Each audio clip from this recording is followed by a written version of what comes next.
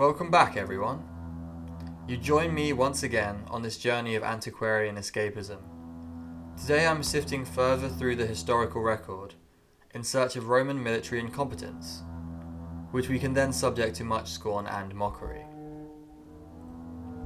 And on my third episode, we are going to be taking a regal step up and deal with an emperor who managed to ball things up spectacularly in his own right.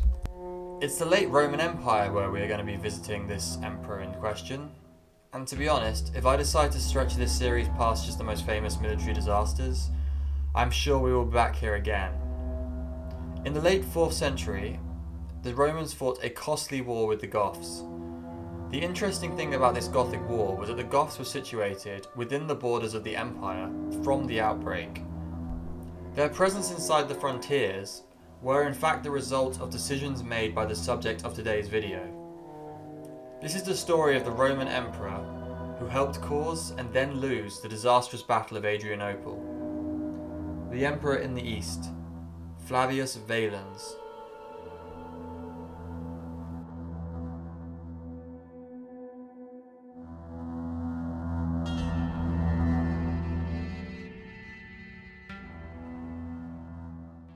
As is tradition now, and in my opinion best practice too, I will go through the sources we have available before discussing the actual story. The best and most detailed contemporary source available is that of Ammianus Marcellinus. He was born in 330 AD and died somewhere around the turn of the 5th century. He was an officer in the army of the Emperor Julian, and much like the apostate emperor, he was a pagan. His history of Rome covered the ascension of Nerva in 96 AD up until the death of Valens in 378.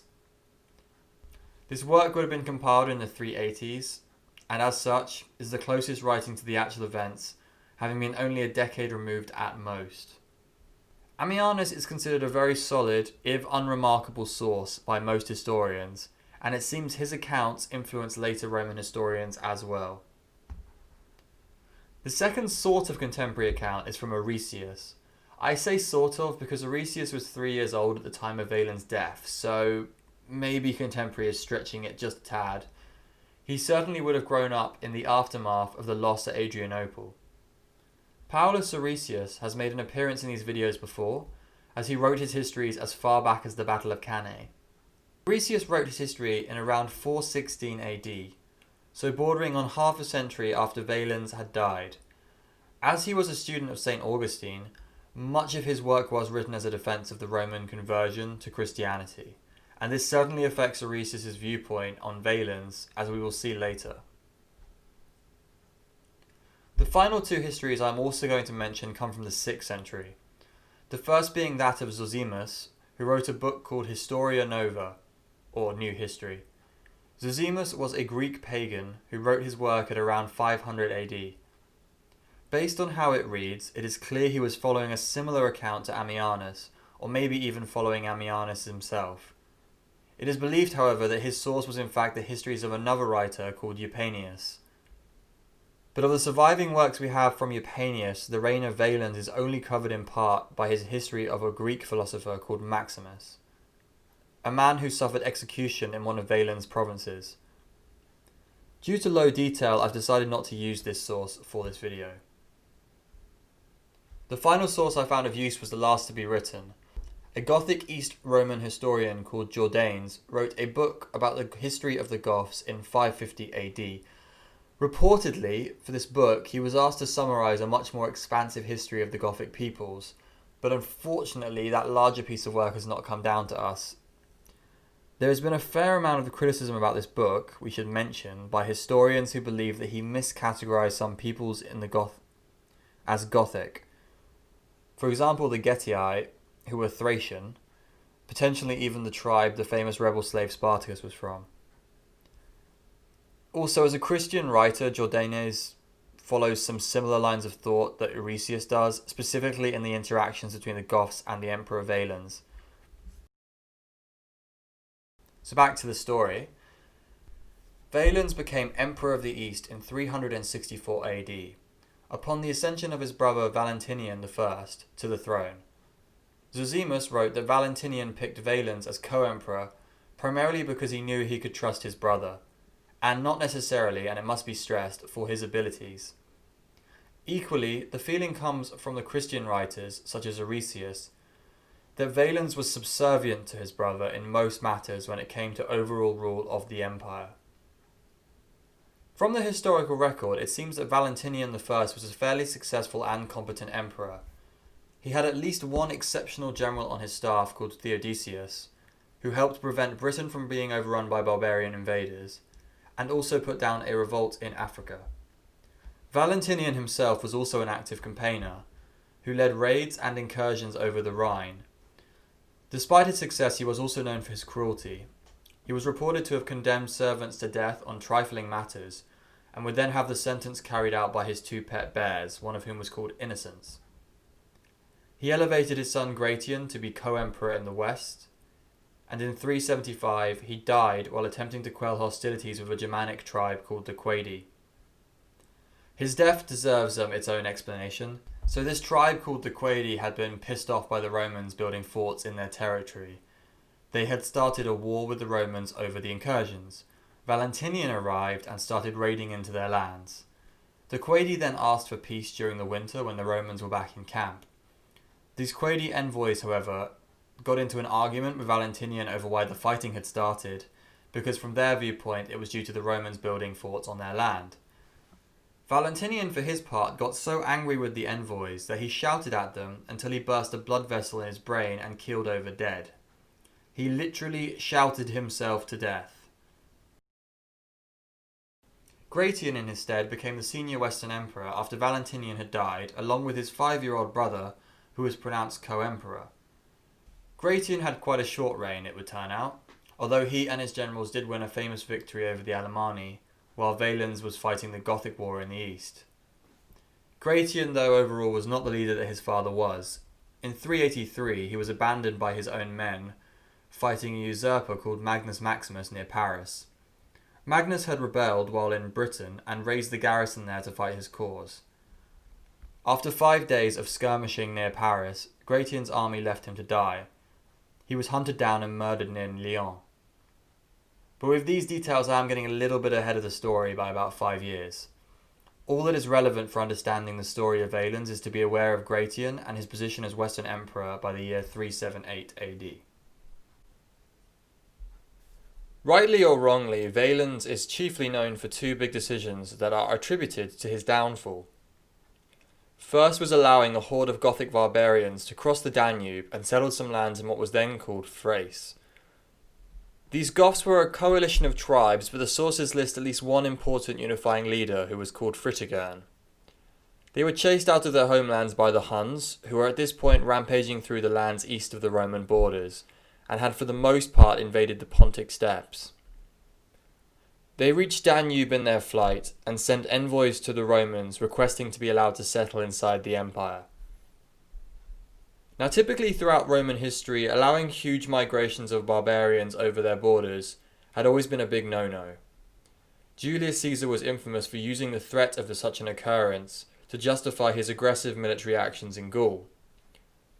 Valens, however, acquiesced to their request, and even sent Roman officials to aid with the transport of their peoples across the Danube.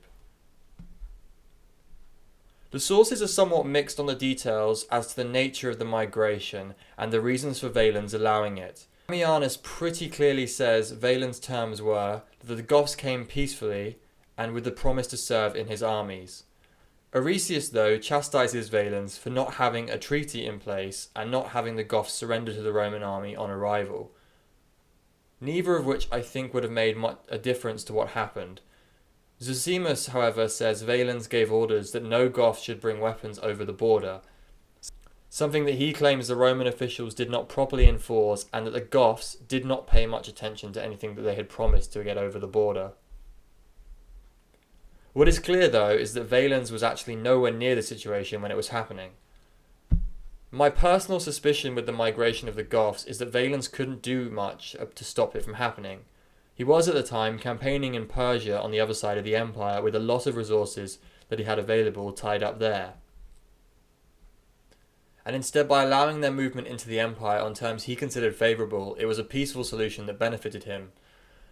By Ammianus' account, with his eye towards the wars against the Sassanids, he was incredibly grateful to hear that a potential pool of foederati troops would be available to him in the near future. History, though, did not favour Valens on that count. The Goths were in a state of revolt within the year of their arrival in Thrace. Valens at least was not to blame for sparking this revolt, or maybe he is if we consider his regional governors to be within his overall responsibility. At the least we can say there's no evidence he directly caused the Gothic revolt after allowing them to enter his domain.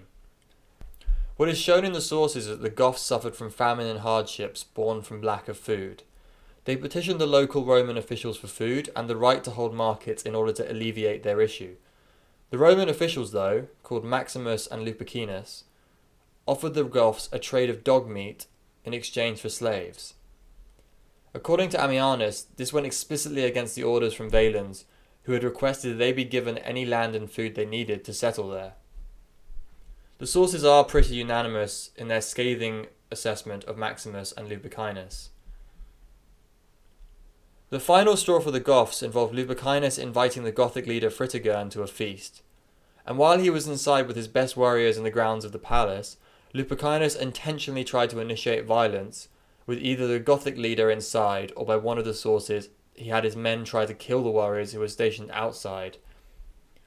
Fritigern managed to force a way out and rendezvous with his men. After this altercation, and fresh with the accusation that Lupicinus had tried to injure or kill men who were his guests, Fritigern rallied the entirety of the Goths in Thrace to revolt. Valens, upon hearing what had happened, sent generals ahead to engage.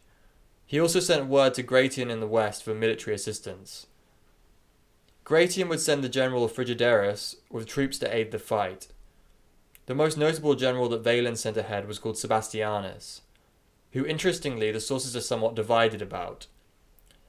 Zosimus speaks of Sebastianus in glowing terms, whereas Ammianus less so. Both, though, note that Sebastianus was very popular with the soldiers in the Eastern Army. The armies Valens sent ahead fought back and forth with the Goths without either side gaining any major victories. The Goths at one point were trapped in the mountain ranges, but managed to slip away from the Romans and continue plundering throughout Thrace. The majority of success the Romans had came from sending out raiding parties from Constantinople and Adrianople, professional horsemen recruited from the eastern provinces, who were matched up well versus this Gothic cavalry. A drawn-out war fought mostly via skirmishes was certainly more suited the Romans, but in the end this was not the tactic Valens picked. Seemingly, he became jealous of reports sent back by his commander Sebastianus, who Ammianus accuses of exaggerating his successes. At the same time, he would also receive news that Gratian, who had been on his way over to join the war, had won a great victory over the Alemanni tribes near the Rhine. With all of this, and having lived with the rampant successes of his brother as well in the first part of his reign, Valens sent out from Antioch to Thrace, desperate for military glory of his own. Until now we have mostly looked at Valens from a governance perspective. From here on out, though, it is largely a matter of strategy and what happened on the battlefield. The Battle of Adrianople occurred on August 9th, 378 AD. Valens had heard 10,000 Goths were marching towards the city of Adrianople, and rushed there with an army numbering between 20,000 and 30,000. It should be noted this army included a large amount of infantry. Gratian was supposed to be en route to meet him and join forces. However, after Valens arrived at the city and his forces dug in, Gratian's men arrived to inform him they had been held up fighting other barbarian raiders while travelling east. Once he heard this, Valens had a choice to make: engage the Gothic army now, or wait until Gratian arrived with more men. It was clearly a cause for much debate among the men under Valens. The sources differ on one aspect. Zosimus is particularly high in praise for Sebastianus. According to his history, Sebastianus was the primary voice arguing against fighting the Goths immediately, but jealous voices drowned him out. Ammianus wrote the exact opposite, listing Sebastianus as a key voice in favour of attacking the Goths immediately. It seemed from the initial reports that the Romans had a clear numerical advantage. This, in combination with Valens' desire for military laurels, independent from his Western co-emperor, pushed him to attack the Goths without waiting for Gratian. The Goths, for their part, were also waiting on allies to arrive. Fritigern led the forces that were marching on Adrianople. Before he met the Roman forces, he was hoping to meet up with a separate Gothic army, led by two chieftains called Alatheus and Saphrax. As such, much of the first 2 days leading up to the battle were spent attempting to delay the proceedings. On the 8th of August, the day before the battle, Fritigern sent peace envoys to Valens with demands unlikely to be accepted. He offered peace in return for Thrace. Valens rejected this. The Romans, it seems, were angry with the last 2 years of the Goths' plundering, and they weren't really looking for peace at all. And Valens, of course, wanted glory. On the day of the battle, the Goths set up their wagons in a defensive formation. Again, they sent envoys out to the Romans asking for peace talks. They had also set fire to the fields, this delaying the start of the battle, and the Romans eventually agreed to exchange hostages. Ammianus describes that it was as the Roman hostages were heading over to the Gothic lines that the Roman army began fighting without orders. An Iberian commander called Bacurius led the first attack on the Gothic wagon setup. The Romans, it seemed, were overconfident of their position. They advanced as a whole on the wagons, but as they reached the Gothic line, Alatheus and Saphrax arrived with several thousand Gothic cavalry. The Gothic cavalry routed the Roman cavalry and rushed them from the battlefield, and after this was complete they encircled the Roman infantry. Ammianus describes how the Roman infantry was crammed together and the Goths rained down arrows upon them. After consistent pressure and heavy casualties, with the Gothic forces coming in from all sides, the entire Roman army routed. The Goths pursued them and cut down whoever they could catch up with. Valens died in this battle. There are 2 versions of his death available in the sources. Either he falls fighting during the Gothic encirclement, or his guard was able to carry him to a nearby cottage pursued by the Goths. When the Goths catch up with him, they set fire to the cottages and all those inside burned to death. This was a disaster for the Romans that cannot be understated. Ammianus believed only a third of the army managed to survive at most. Over 30 tribunes were lost. Ammianus also lists that Sebastianus and Trajanus as important generals who fell here as well. The Goths seem to have lost very little overall. After this victory, the Goths moved on attempting to siege Adrianople and then, in succession, Constantinople. They failed to break into either, not appearing to have the sorts of armies that would be suitable for such warfare, nor the know-how among their leadership. Eventually they would be brought back into the fold by Valens' successor, Theodosius I, but they were never driven from Roman lands. So how much can we blame Valens, the today's nominal bad Roman commander? Well, it's clear he and the army didn't have great information. In fact, it is suspected that the numbers we have on the Goths came from the inaccurate Roman scout reports that didn't take into account reinforcements from Alatheus and Saphrax. However, this unfortunate circumstances could have been avoided had he just played it safe and waited for Gratian and reinforcements to arrive. As Zosimus argued in his writings, Valens would have been better off not engaging in a large-scale battle at all, but instead playing out a war of attrition, relying on famine and raiding to wither down the Goths, and eventually they would return to their lands and potentially submit to the Huns. Valens, though, is characterised as too hungry for glory to heed such advice. Oresius and Jordanes are particularly scathing of Valens throughout their accounts, but this largely comes from Valens being a believer in Arianism. Oresius charges Valens with having pushed this more aggressively in the wake of his brother's death, going as far as to burn down churches that didn't follow this heretical teaching. He and Jordanes both criticise him heavily for sending Arian priests to the Goths so as to convert them. And as such, the Goths did subject themselves to this heretical philosophy. In Oresius' words, it was quite fitting that Valens burned to death, as that was the fate he had condemned the Goths to by teaching them heresy. Ammianus, though, provides a more secular breakdown of Valens' strengths and flaws. Overall, he presents Valens as a decent administrator and governor, but one uneducated in military matters. He also describes him as overly hesitant and a procrastinator. If we do look at Valens' overall military record, he wasn't without success. He managed to put down a usurper early in his reign called Procopius, but this was largely thanks to his generals. And his generals actually had to talk him out of despair when he first heard of this particular revolt and convince him not to come to terms with the usurper. He also fought several campaigns against the Sassanids. What is certain though is that his big decisions did not produce good results for the empire. It was the greatest Roman loss since the Battle of Edessa. Some historians consider it the beginning of the process that led to the collapse of the Western Roman Empire. I am not personally qualified to make that judgment though, but I do not think the disaster of Adrianople should be understated. For now though, thank you for listening to me ramble on again, and farewell.